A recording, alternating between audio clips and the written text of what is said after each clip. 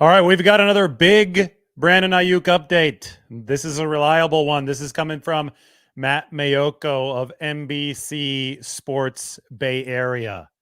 49ers have trade framework in place with a pair of teams that might surprise you, given the fact that all the premature reports said that Brandon Aiyuk was going to the Steelers. No, it's the Browns and the Patriots who are in. I can read this to you so you have the exact words. The 49ers have negotiated the frameworks of trades that would send wide receiver Brandon Aiyuk to the Cleveland Browns and the New England Patriots, a league source told NBC Sports Bay Area on Monday night. Now it is up to Aiyuk to determine if he will accept the contract terms from either of those two franchises. The 49ers gave permission to Aiyuk to negotiate potential contracts with the Browns, Patriots, Washington Commanders, and Pittsburgh Steelers. But the Commanders have removed themselves from trade talks for Aiyuk, and the Steelers effectively no longer are an option after they declined to meet the 49ers trade demands, the source said. So that means that the Patriots and the Browns have presented their best offers to Aiyuk's camp while also presenting trade proposals that the 49ers have accepted, the source said. So the 49ers have accepted trade proposals from both the Browns and the Patriots, but that's all contingent on Brandon Aiyuk accepting the contract offers from the Browns or the Patriots. Because if Brandon Aiyuk doesn't accept the contract, then the trade falls through. The offers to the 49ers in terms of trade compensation are reliant on Brandon Aiyuk signing a long-term deal with the new team. So two separate trades are possible, and it's going to depend on where Brandon Aiyuk wants to go. And one of the places that Brandon Aiyuk can choose to go is back to the 49ers at this point.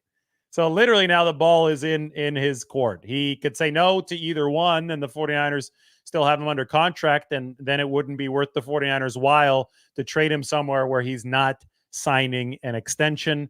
And then you go back to square one, which brings me to this question.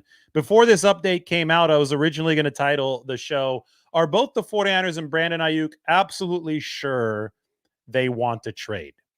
I just want to check before this finalizes itself, because the way I see it, it's like you have a heated argument with your wife, right? Like, or spouse, and or girlfriend. You have a situation where there's a relationship and there's an emotional argument, and sometimes you'll say something that you regret. Sometimes the breakup happens and then you regret it once it does happen, and you can't really go back to what was. So I think that in this scenario, that it's obviously gotten emotional between representation from the 49ers and representation for Brandon Aiyuk. There's obviously been a component of that. I think it's very, very important, so there are no regrets in this situation, for both parties to step back, take a deep breath, and ask themselves this question. Are both parties absolutely sure that this is the optimal outcome? And hey, maybe it is. Maybe the compensation that the 49ers can get back from either the Browns or the Patriots will be enough for them to pick up the slack of losing Brandon Aiyuk and then some. Maybe it will benefit the 49ers, who have plenty of other weapons offensively. Maybe they think that this is going to be, and maybe they can even prove that this is going to be something that is a net positive in both the short and the long run. And maybe at the same time, Brandon Aiyuk will be able to find the added cash, the added salary that he feels he deserves from the Browns and the Patriots. That would be a win-win. But it's hard to strike a win-win, especially in trades in the NFL. I mean, usually one side comes out the winner and one side comes out the loser. And in this situation where you're trying to satisfy two different things, you're trying to satisfy Brandon Aiyuk's contractual demands and obviously the 49ers I mean, the 49ers have leverage in this situation. They have to be moved off of their position with an enticing offer. So you're trying to satisfy what the 49ers would need to move off their offer. I think it's the reason that a trade had been unlikely for so long was because it was theoretically hard to satisfy all those conditions. Maybe those conditions will be satisfied, but it's still worth taking a step back and asking the question, are both the 49ers and Brandon Aiyuk absolutely sure they want to trade? They sure that this is not an emotionally impulsive decision? I only ask the question because we've seen how good Brandon Aiyuk can be for the 49ers.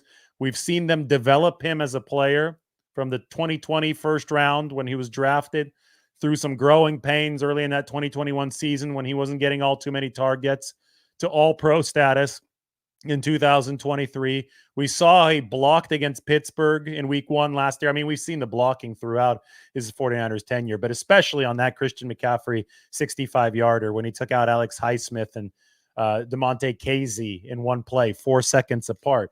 I mean, this is special stuff that we've seen from Brandon Aiyuk in a 49ers uniform, and he's definitely made them better. So when you've got that talent on your team that you've developed, that has set an example of talent development that you would like to have in the building, you have to make sure that it's absolutely worth it to take a step away, especially when you have leverage if you're the 49ers. And I'm not going to sit here and pretend that I know the full details of these deals because none of us do. We just know that the framework is in place, so we can't really judge the actual trade until we see what the conditions of the trade are. But I will say that I can provide a framework for whether you should give this a thumbs up or a thumbs down ahead of time. And I would just really caution all parties involved to make sure that they take a step back and a deep breath before they finalize anything. Because we've seen teams regret this kind of stuff in the past. We've seen players regret this kind of stuff in the past. And those situations haven't been the first times, and those situations won't be the last time that something like this happens. All right, this is the latest. Brandon Aiyuk and the 49ers may be approaching a split. The Steelers and the Commanders are out, though. So we saw so many fake reports in the course of a 4 or 5 day span. It's actually been mind-numbing to think that just 4 days ago, people were talking about Brandon Aiyuk re-signing with the 49ers as a news piece, using the fact that he was hugging Kyle Shanahan on the field and shaking John Lynch's hand as their evidence.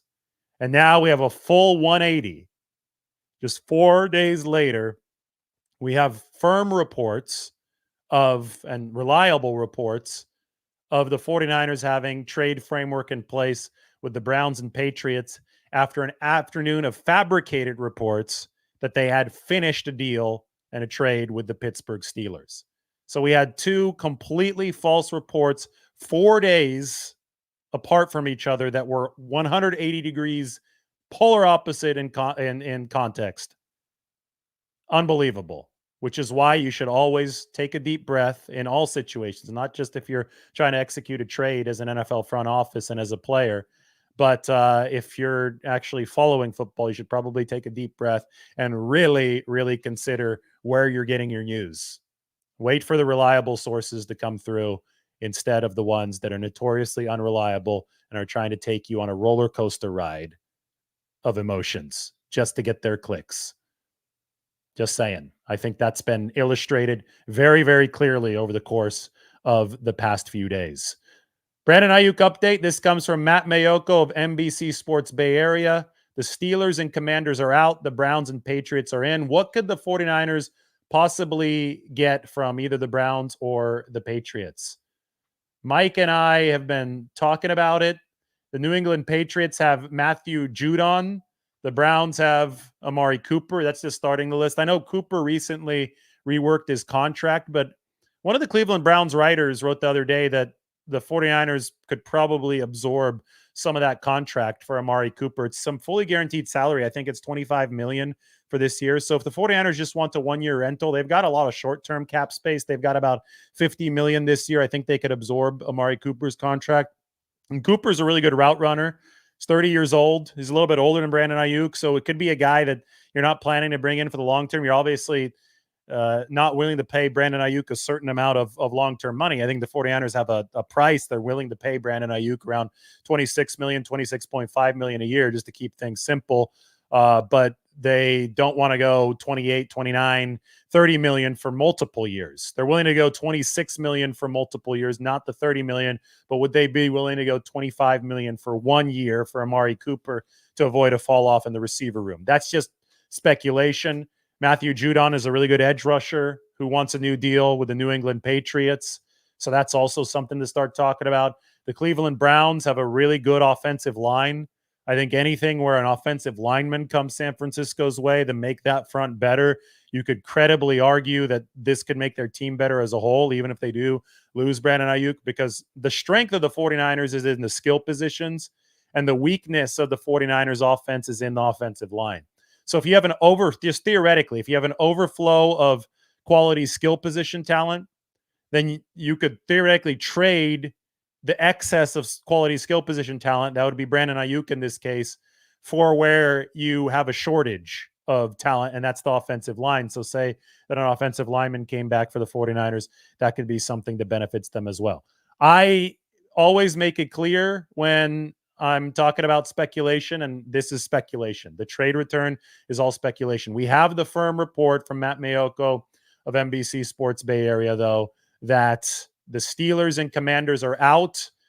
I'm thinking that Brandon Aiyuk probably was very interested in going to the Commanders based on all the Jaden Daniels appearances and his social media content this offseason. But Adam Peters in Washington probably were not interested at what the 49ers were offering trade-wise.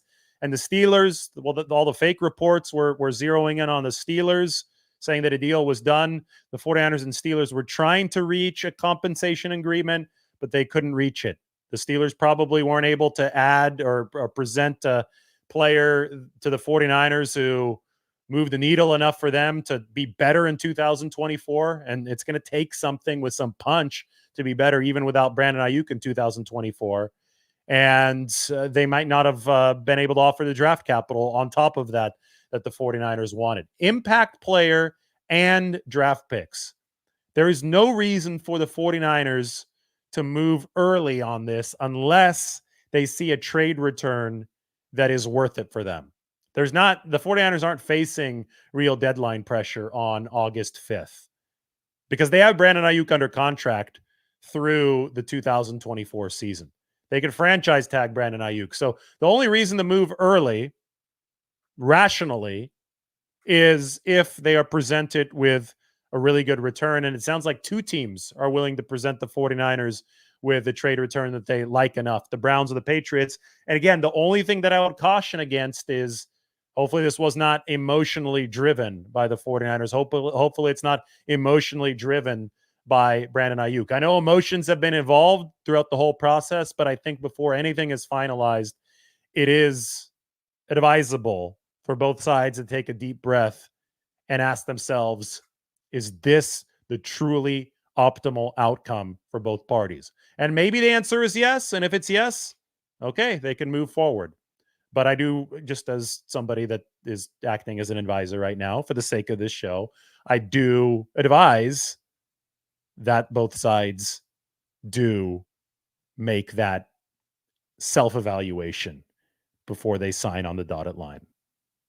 We've seen regrets in the past with trades. We saw the 49ers trade Charles Haley in the 1990s. That obviously was a regret when he went to the Dallas Cowboys. We've seen trades that have been good. We've seen the 49ers acquire players in trades that have worked out really well for them. Christian McCaffrey in 2022. But often when you trade a really good player away, you are taking a big risk. Now, maybe they get a really good player in return. We'll see what the situation ends up being. That is the latest. We can talk more about potential players. We can open this up for a 49ers Q&A. How is everyone doing?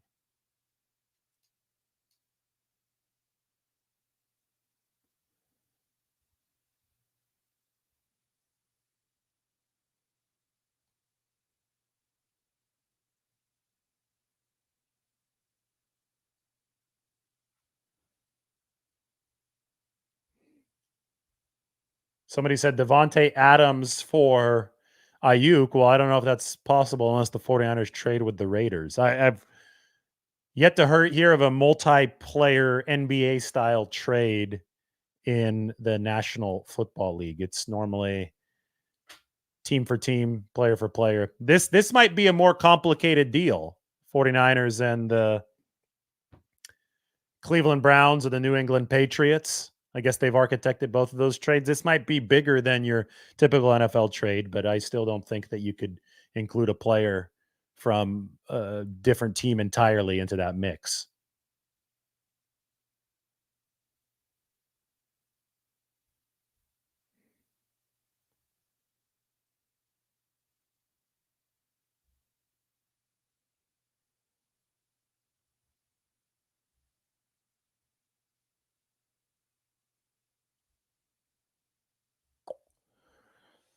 All right, waiting for some questions. I'm scrolling up through. I know there's like hundreds of these.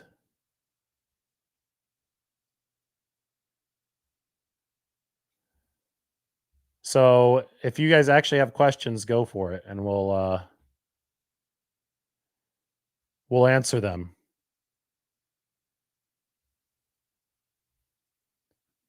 Why would you leave the 49ers over just 3 million? Just doesn't make sense. Well, it's more than money at some point. It's more than 3 million too. You look at a long-term deal, if you want it in the most simple forms, you go with the amount per year that is the difference between whatever the player agrees to and whatever was offered by the other team, and you have to multiply it by 5 years, 4 years. So say it's a $3 million difference over 5 years. Well, that's $15 million, right? 3 times 5. But the guarantees can be different. The structure can be different. Teams with it's just logic that a team with more long-term salary cap space, and the 49ers obviously have a lot of pressing issues because they paid more highly paid guys than any other team in the league. It's just common sense that a team with more salary cap space would be able to offer a more enticing contract financially. But that's where I go back to my original point in this show. Are the 49ers and Brandon Aiyuk absolutely sure that they want this step? Because sometimes when it's not just money making the decision, there could be emotions behind the decision. It could be okay, it could be something that carried over from a very heated contract dispute, back and forth all off season. People start taking things personally, and that ends up leading to the team just wanting the guy out of there, and the player just wanting out of there because he doesn't want to deal with whatever the situation is anymore in that building. I don't know if that's the case here. We could speculate all day long. I know a ton of people have speculated over the past week, over the past several months about this. But when you ask the question, it doesn't make sense. This is just a slight monetary thing. Well, it's not so slight if it's $15 million or more. That's quite a bit of money. But there can also be human factors at play, and that's why you see some of these trades happen. And again, that's why I go back to my biggest piece of advice. If you're the 49ers and you're Brandon Aiyuk, you want to make sure that the human factors are not overriding logic in this case. And it's impossible to firmly judge this trade until you actually know what the return is and until the trade actually happens. It hasn't actually happened yet. The 49ers have agreed to trade structure, and now Brandon Aiyuk has to decide, do I really want this? Because it's up to him. The ball's in his court at this point. So I hopefully that answers your question. I think it's a whole lot more complicated than just saying, oh, it's a difference of 2 or 3 million, because it's more than 2 or 3 million, and there could be other aspects at play. It's not just a game of Madden where you're looking at a spreadsheet of different numbers.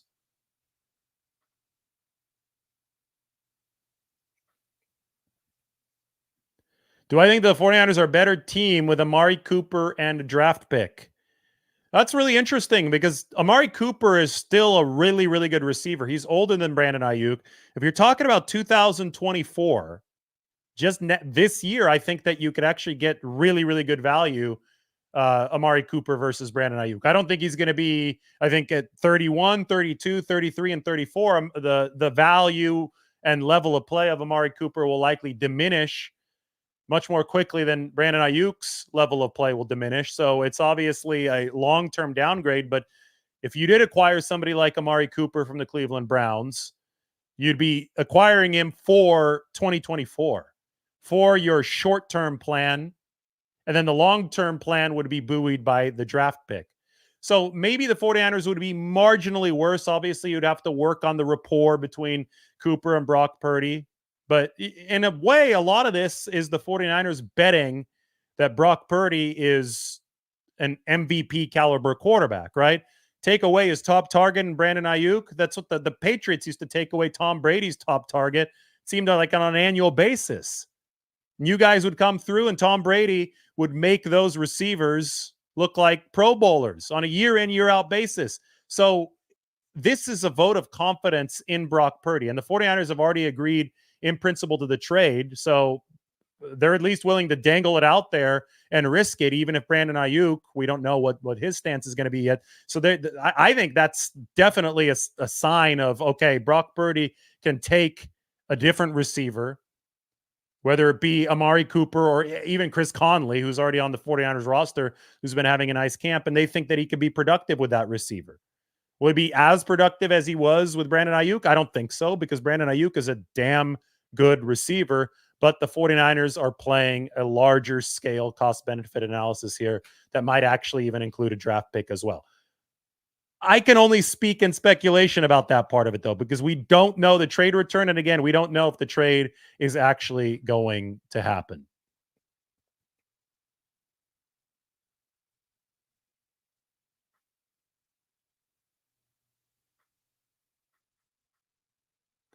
I love how we just get the random question about how's Cody Schrader, the running back, looking. He's looking good, but I think most people here are here to talk about the Browns and the Patriots and the 49ers and Brandon Aiyuk. So I will not spend a lot of time on that question. These are just spinning through so fast. You got somebody who thinks that Brock Purdy is better than Tom Brady. He's younger than Tom Brady, that's for sure.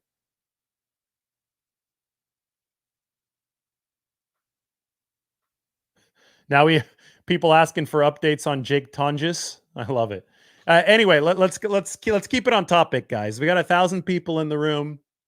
I think it's a really good time to talk about Brock Purdy, the 49ers, with or without Brandon Aiyuk, and what the 49ers might be able to get in return.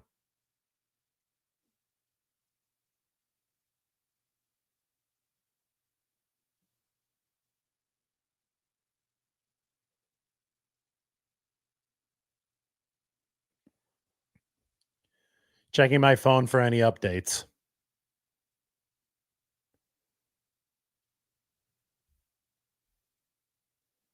It is a good time to talk about subscribing. If you want the actual accurate information, yeah, subscribe to this channel. Jeez.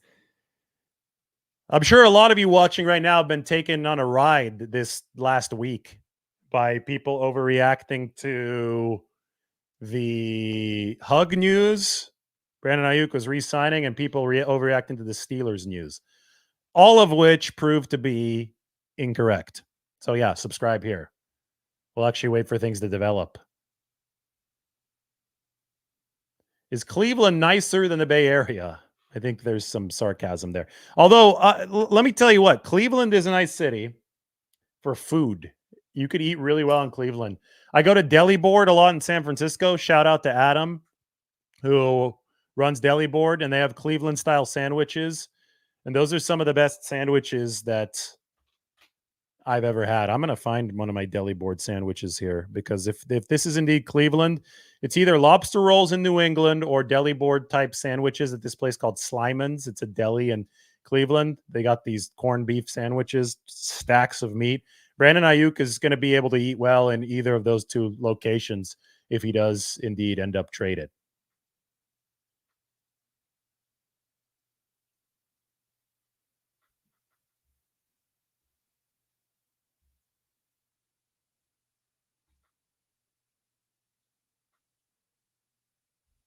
This is a good existential question regarding this trade. If the Patriots offer a first for Brandon Aiyuk but no players, is that worth it? From Showtime 2118. I personally would not make that trade if I was the 49ers because I really think that there should be a heightened sense of importance placed on 2024. This is a team that's been to either the NFC Championship game or the Super Bowl or both in 4 of the past 5 seasons, yet they failed to win a Lombardi trophy in that time. If there ever was an itch that needed to be scratched, that's the Super Bowl itch that needs to be scratched. It's with the 49ers right now. You do not want to turn into the Buffalo Bills of this modern era. The Bills having lost 4 consecutive Super Bowls in the 1990s, which means that there should be real desperation to kick down the door and finally win a Super Bowl, which means that you should use every recourse at your disposal to make the team better in the now. That's just my opinion. Losing Brandon Aiyuk for a draft pick, well, it's really tough to argue that your team gets better now when Brandon Aiyuk is as good of a player as he is, even if it's a first round draft pick, because you can't use that pick until next season. It won't help you in 2024, which is why I think that retaining or obtaining player compensation in the now this season is, in my mind, would be a mandatory part of this trade for the 49ers. If you can't obtain player compensation in the now, then you might as well hold a firm line with Brandon Aiyuk until you can obtain that in a trade because you've got the leverage in this situation. The fact that the 49ers have agreed in principle to 2 different trades suggests that there is a robust demand for Brandon Aiyuk's services, but we don't know what the details of those trades are. But I would say a first round pick and no players, well, that wouldn't be usable until 2025. And I'm not so sure that that fits what the 49ers need in the short term. Of course, they need first round picks in the long term, but they need players in the short term, especially if they're losing a player in Brandon Aiyuk. That's why we have a lot of people saying, give me Amari Cooper. I get it. That would be a player for player swap at the receiver position. It's relatively simple. Cooper and a draft pick. And then you don't have to pay Brandon Aiyuk, so it frees up money for Brock Purdy and company past 2024. I think that makes a whole lot of sense from the 49ers perspective. I don't know if it would make sense from the Cleveland Browns perspective, but we'll see.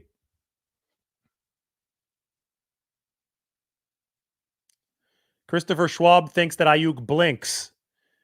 That would mean that Aiyuk says, no, I don't want to be traded. I will not sign a contract with the Browns and the Patriots. Sorry, 49ers, I'm going to sign your $26 to $26.5 million deal. Is that still possible? Yes, it is, unless the 49ers have rescinded their offer, but I don't think that they have. So yeah, anything's on the table. I think that if there's anything that we should have learned over the course of the past week is wait for the ink to dry. Because if you don't, then you're likely to say something that you regret.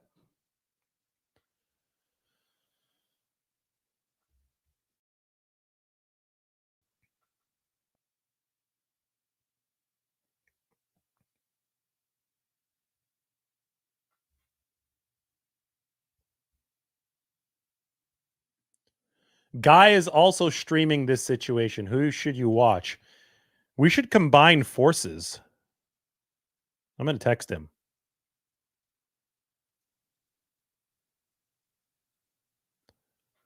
I just texted Guy Haberman if he wants to get on an emergency show. How long has he been on? How long has Guy been on? Let's look.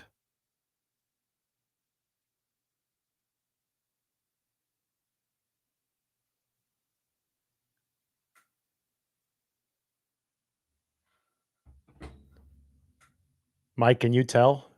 I can't tell. I know he's got a lot of people watching. I just can't see how long he's been on. I think it'd be fun. Somebody on Guy's stream right now said if they get a top 5 pick for Aiyuk, it is worth it. I don't know if Guy agrees or disagrees. Here's Guy's show. He needs to check his text messages, though. I think he's busy answering a question. He looks really animated. Guy's a good guy. Brad is streaming now as well. I guess everybody's streaming now. I wish that it would be easy to just get everybody on the same show and then just simulcast it, but Guy is gonna have to text me back if we're gonna make that work. Just leave a comment on his stream. Okay. People are commenting on Guy's stream. Yo, let's stream together. I just commented on it. Three-way stream with Guy and Brad. But how, Mike, let me know how we can make this happen without them. I would think somebody would have to end their show, unfortunately. Now he's looking at New England's depth chart.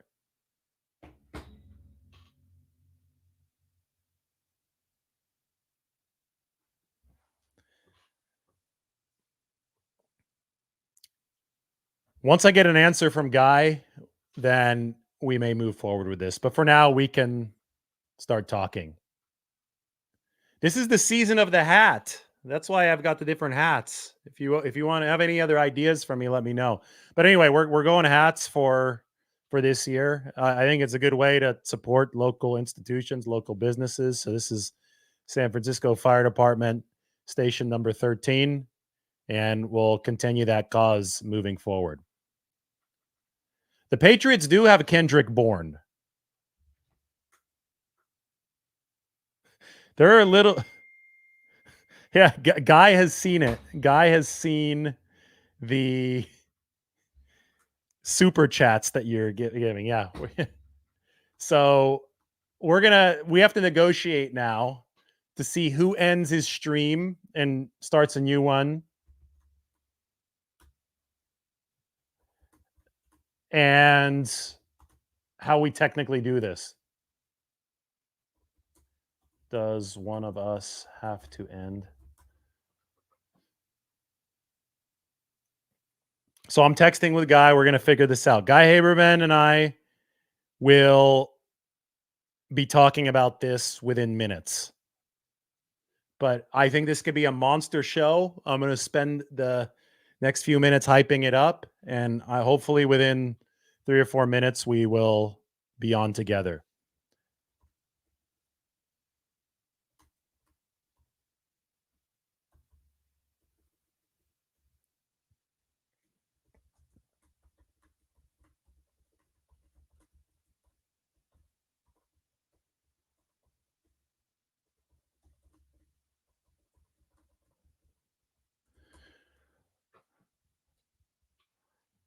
I just want to make sure I could start a new show on my own channel if I join Guy's show in progress. And he's more technically adept than me. Secret guys, the new camera quality that we got here, that's Guy Haberman was able to give us a lot of good tips. Because if you look at his channel, he's got a real he's putting on an advertisement right now. We have an update.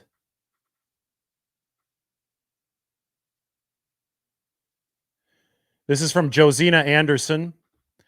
I'm told the trade terms that the 49ers have on the table from the Patriots for Brandon Aiyuk remain unchanged. It's the same terms New England has been offering for a while.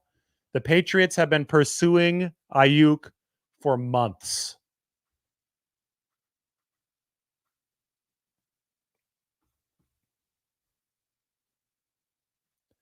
So Guy has invited me to a stream.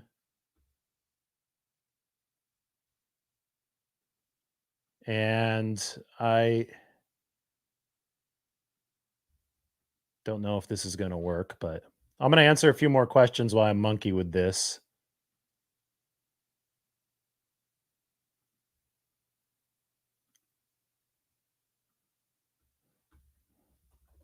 Yeah, I can hit this join button at any time, but the problem is that I can't broadcast on my own channel.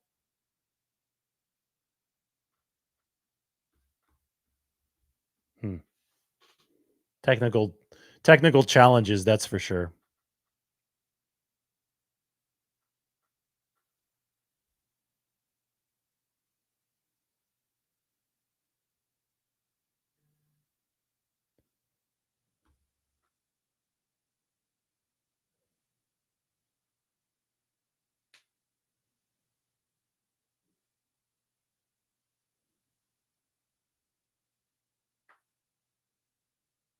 Somebody said they'd be really pissed if the 49ers got Kendrick Bourne in return.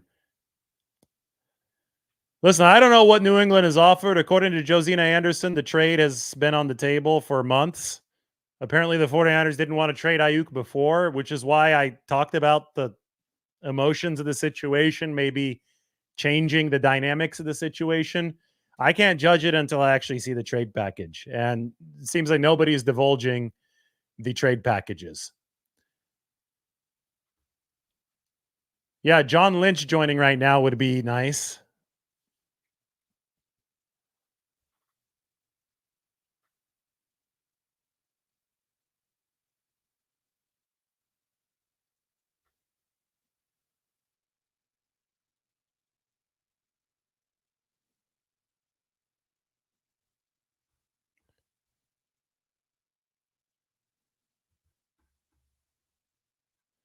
Could Brock offer to take less money to ensure a Brandon contract? That's just not how the NFL typically works.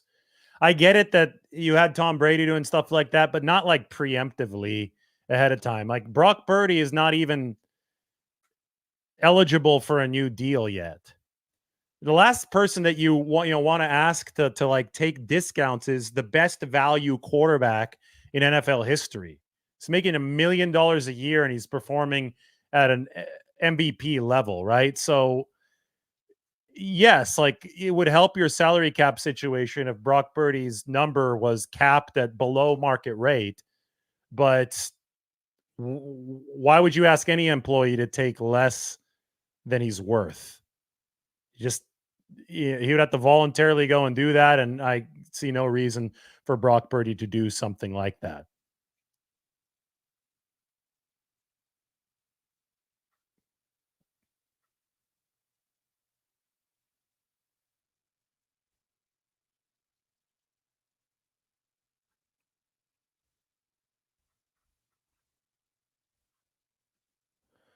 I'm not following the reports as I'm streaming. It says the 49ers are trying to strong arm Omar Khan in Pittsburgh to get a bit better deal. Khan not likely to budge.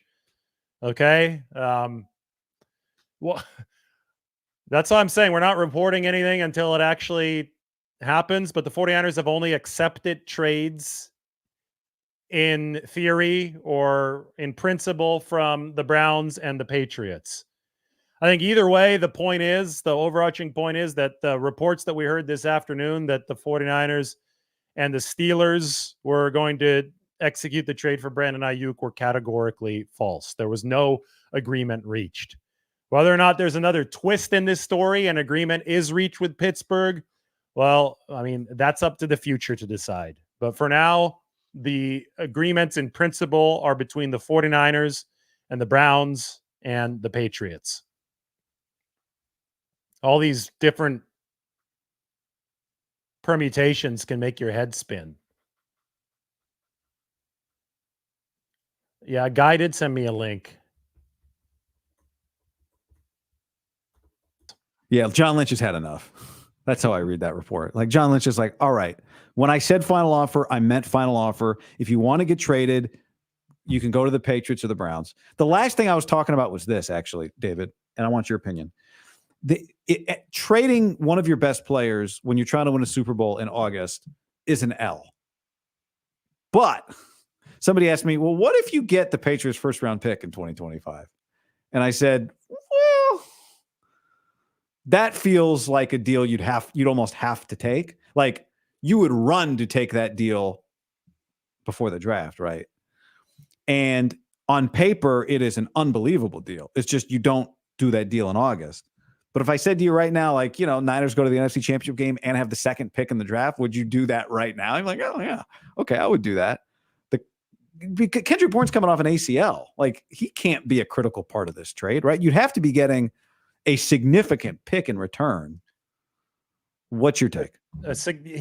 My take is, somebody asked me, first round pick, would that be enough from either of these two teams? And I just view it through the lens of 2024. And I think the 49ers are in a uniquely desperate position to kick down the door and win a Super Bowl this year. So I think that they need to do something that makes them better now. And unless they really, unless this is the biggest vote of confidence in Brock Purdy and Ricky Pearsall and the rest of that offense that they've ever given, and they feel that they can pick up all of that slack offensively. They think that Brock Purdy is Tom Brady reincarnated, and that the Patriots would have a different cast of receivers rotating through every single season, and he'd still be able to post top level efficiency marks. If the 49ers think that Purdy can get that done, then yeah, they can pick up the slack of this trade. But, you know, I've always thought that for a trade to happen this year, they were going to have to bring in help that could immediately contribute on the field in some way, shape, or form. Doesn't have to be a player that's as good as Aiyuk, but somebody they could pick some of that slack up with, so Purdy doesn't have to pick up all of it. So you would prefer Amari Cooper in a second to Kendrick Bourne in a first? Yes. Yeah, because I think that 2024 is of so much importance to the 49ers. So, God, I agree. I mean, it's perfect logic, because here's what I know. Amari Cooper could roll out and get you 70 balls, right? He'd go. He did it. His numbers were, his raw numbers are productive, and I think they would not go down with Kyle Shanahan. And you know what he's like in that offense. Now to me, you lose a little something in your locker room, and you lose just a little something when it comes to a guy with equity who's proven he can help you win and block and tough and doesn't take plays off and all that stuff, right? But from a productivity standpoint, I think they think they can recreate some of that productivity, and I think they're right. But people have asked me a lot, and I just said this over on my stream, David, which does this whole process affect the locker room? And my answer is no. Like, these guys all get business. Juice was wearing a Brandon Aiyuk hat the other day. Trading Brandon Aiyuk right after Kyle Juszczyk took a pay cut, that feels a little bit different to me in the locker room. Like, they would, now maybe everyone understand business is business, but it would be a weird day out at Tasman and DeBartolo. It's already a really weird situation. This is definitely the oddest of the Shanahan Lynch era, but I think this is one of the oddest contractual sagas that we've seen while I've been following the NFL. Can you think of a deal like this? Like, this is a very NBA situation, you know? It's an NBA-like situation. I know the 49ers traded away Terrell Owens back in the day. First, they tried to the Ravens. That didn't work for whatever reason, then to the Eagles. So I don't want to say that's comparable or not. I'm just giving you an example of a star receiver leaving the 49ers. But can I rephrase? Yeah. My approach to the bench. What I mean is a team putting two trades in front of a player like this. Oh, giving him kind of an option. Like, hey man, okay, fine. Take our offer. It's funny because Brandon Aiyuk went the Debo route of requesting a trade, and I'm not really sure that he really wanted the trade. And the 49ers, in a way, called his bluff, and they're like, okay, fine, here's the trade. So now we'll see if Brandon Aiyuk was truly bluffing or not, right? Depending on whether or not he accepts that trade. And so it's this game of back and forth chicken, right? They're leveraging this potential trade. I guess I shouldn't say it's an actual trade, but they're leveraging the scepter of this potential trade against each other. And we've reached the point to where the 49ers are all right, we're pushing our chips in, and they're going to see if Brandon Aiyuk folds or if Brandon Aiyuk decides to accept that trade. So yeah, it's something that I haven't seen before in the NFL. It's been wild. It's especially given the reporting context of all this. 4 days ago, everybody was talking about Brandon Aiyuk potentially re-signing with the 49ers, or, you know, in some circles, there was already confirmed reports of Brandon Aiyuk signing with the 49ers. And these weren't actually confirmed, but people were portraying them as confirmed reports because of a hug and a handshake on the field. I mean, it's been absolute madness, both the trade setup and the way that this has been covered in social media has been absolutely crazy. So no, I don't think we've ever seen anything like it. It'll be very interesting to find out. I guess, where are we at right now? I know Barrows wrote around $28 million. Was that Barrows that wrote that? I don't want to put you in a position to respond to I, something I, that I'm I've misquoting, seen but 26.5, but yeah. again, those are just fuzzy numbers because that's APY and structure and guaranteed money. That's what actually matters. There's so much information flying around right now. I think that's an easy way to kind of grasp the stakes and what's going on. Okay, somebody's offering 26, somebody's offering 27 million, somebody's offering 28. That gives you a general ballpark of where the offers are at, but it's really hard to scientifically determine which one is better. I think you could safely say that a team that does successfully trade for Brandon Aiyuk, if that does happen, will be significantly above the 49ers. And it's not just going to be 2 million per year. It's 2 million times 4 or 5 years, right? The Right. 49ers obviously don't feel comfortable making a long-term commitment beyond a certain price point that I think presumably the Patriots and the Browns are willing to make. Comment on my stream that says, Lombardi, please straighten your hat. It's so hard to do when you're looking at, yeah, there you go. It's so hard to do when you're looking at a screen. Is that better? Yeah, got it.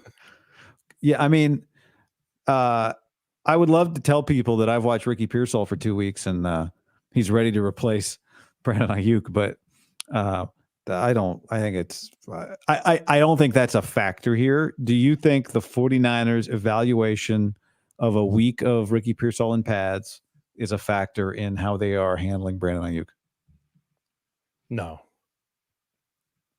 yeah, it's not. I think what I put on my text title down there are both the 49ers and Brandon Aiyuk sure they want to trade. This is what I was talking about earlier. That's I guess that's the one on my channel. The one on your channel is probably different, but Title on my channel.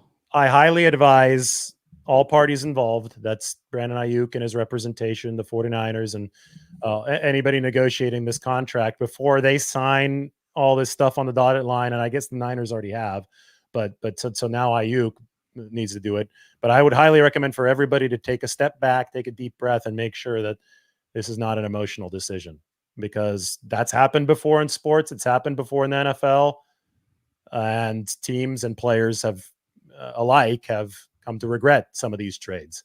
And to me, if this were something where you were bringing or willing to trade away Brandon Aiyuk because Ricky Pearsall is the real deal, you could wait until the end of training camp. You could bide your time to do that. You don't have to do it right now because time is on your side if you're the 49ers. When I see August 5th as the date of something like this happening, it's a really awkward time for that to happen. It makes me suspicious that there are other forces at play that have encouraged the 49ers to do this. Some emotional frustration in this case. So I would advise them to make sure, I'd advise Brandon Aiyuk to make sure that this is indeed the decision that is optimal for both parties. It does feel emotional. I mean, it's hard sometimes for these not to get emotional. And I wonder if it's worse. If it is emotional, is it worse? Is it worse that he's been around? Like, has that raised? Did that get people's hopes up? Did it get people internally? Did they get their hopes up? Then it made it feel like, did they interpret that as he's rubbing their face in it? I don't know. I mean, I'm just spitballing here, but it's got to be frustrating, especially for the Niners, if they feel like this deal was almost done several months ago before the wide receiver market reset, that they were close. And Aiyuk has basically said he thought there was going to be a deal done. And there was a point in time where John Lynch seemed pretty optimistic that a deal was going to get done. And obviously that came and went. And I wonder if that has hovered in the back here. Or maybe it's none of those things. Maybe it's just as simple as the numbers are not close. And he's going to have to make a tough decision of, okay, I want $2.5 million more, $10 million more a year. Do I want it in New England or Cleveland? I think that we saw negotiation polarization, and it happened when the receiver market started taking off. Maybe the Amon-Ra St. Brown deal might have been one of them, but I definitely think that the Justin Jefferson deal also had a psychological impact on this, because yes, every report that we have indicates that the 49ers and Aiyuk were much closer to an agreement at the very start of this. things. Even Brandon Aiyuk himself, I think, or through a conduit, we've heard that he was very optimistic about something good happening. As far as a deal. I think he said it in his interviews. Yeah, he might have said it in that interview. There were a couple that he came out with about a month or two ago that I think one of those was where he said that. But then obviously things frayed and they got further away. And what happened in that time? Well, you had a bunch of receiver contracts signed, but when you got to talk about gravity here. And when Justin Jefferson signs a deal that is 70% larger than the previous number one, even if nobody else is going to touch the size of that deal, there's now a gravitational force way out here that is pulling receivers who haven't signed new contracts yet. It's pulling their minds toward that deal. You saw it with Tyreek Hill's renegotiated deal with the Dolphins. Of course, he wanted more money. Well, Brandon Aiyuk, of course, he's going to want to be closer to that high water mark. It moves the market, at least in a psychological sense. And what that creates is Brandon Aiyuk being further apart from the 49ers than he was at the start. Even if he's not going to get that kind of large money, he's still going to want more money. And it creates this vacuum that leads to potential emotional discontent in the negotiations. It creates the opportunity for more things to be taken personally in a negative way. And that's my theory as to what might have happened. I mean, it still feels kind of crazy that it could end this way, but you have to acknowledge that it could end this way, right? The idea of walking out there in a week and seeing Amari Cooper running routes in a 49ers uniform, that's who Mary is wild. Or Kendrick Bourne is coming off an ACL. The Patriots don't have anybody to trade you from a wide receiver standpoint. Here's the other thing. Do you even need a receiver back from the Patriots if the receiver is going to be Kendrick Bourne? Like, I know they value, I'm sure, a guy they know and like and all of that. He had a good year. He was having a good year last year before he got hurt. Yeah. It's a good question. He's coming off the ACL. I saw him actually at the Super Bowl or before the Super Bowl. Said his rehab was going well. He was always a very bright and jovial presence in the 49ers locker room. All questions worth asking. Now, I'm at the point now where I just need to see what actually happens, and then we can. It's like this is like the run up to the draft. I mean, there's you could talk about all the player possibilities and who do you need on your team here and there, but until the draft actually happens, you can't really talk about, realistically who the 49ers have to work with. So yeah, it's just going to be a bunch of hypotheticals between now and this could drag out. Like Brandon Aiyuk can bide his time. It's not a comfortable situation for anybody. Hopefully we're closer to resolution now than we were before at the very least, but I think we just have to sit back and see. Hey man, I'm gonna have to run here in a couple minutes, but I'm really glad that we were able to. I didn't know this was technologically possible, so I didn't either. I think we've pioneered new territory. What did you do? Did you say something? Here's what cracks me up is that you said something, and then people started commenting in my chat, check your text messages, which means that people are watching two streams at once. So yes, I think, well, I checked to see because I wanted to see if you wanted to come onto my show. So I got on my phone and I started showing people your show on my phone screen. I was just showing my camera. And then I was like, whoa, we should just do a show together. Why don't we try to merge these? So I just tossed the idea out there and I started texting you. And I think that's when some of my viewers went to your channel and were trying to get the message to you.